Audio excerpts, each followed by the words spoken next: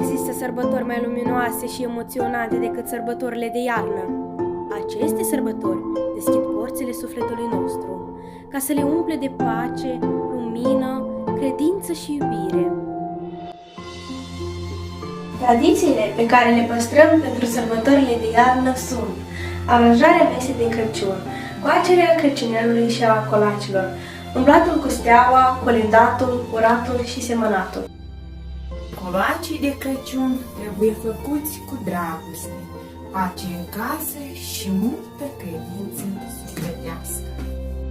Umblatul cu steaua amintește și astăzi de steaua ce a apărut pe cer în semnul nașterii Domnului. Până s-or coace colăceii, hai să ne amintim colindul satului.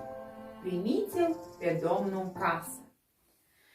Primiți-l pe Domnul în casă, primiți-l pe Domnul în casă, o Hristoase Dumnezeule, că afară plouă de varsă, că afară plouă de varsă, o Hristoase Dumnezeule, și din streșnă rouă pică, și din streșnă rouă pică, o Hristoase Dumnezeule, haina Domnului se strică, haina Domnului se strică, o Hristoase Dumnezeule.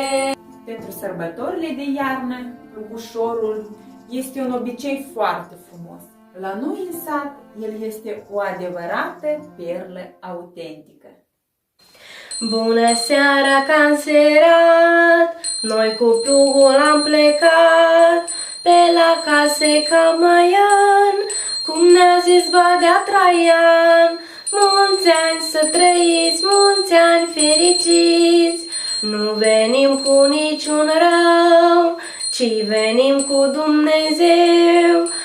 Anul nou să vi-l vestim, că pe cel vechi îl sfârșim.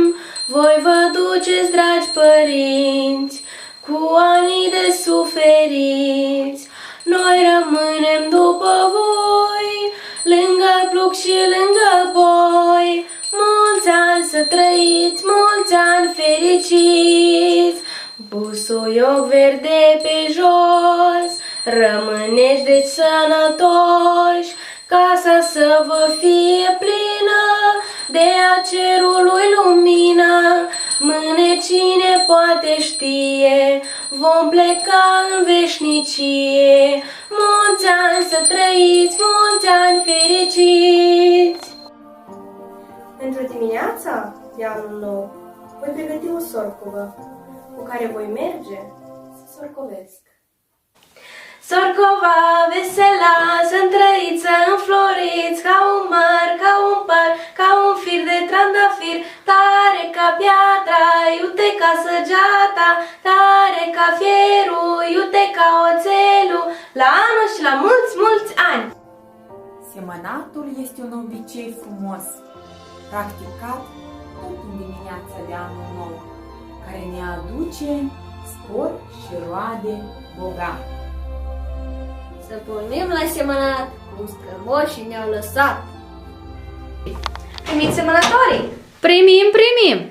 Sărbători vesele, frumoase, bucurii, inimi voioase, tot cu pace și cu bine și la anul care vine. Crăciunul este sărbătoarea copilăriei, a viselor, a dorințelor, a sufletelor noastre dornice de înălțare.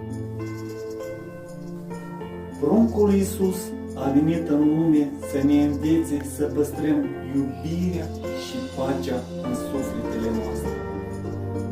Să ne facem curățenie în suflete, ca să primim lumina cea curată.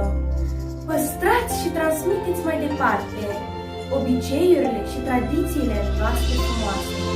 Sărbători minunate și frumoase!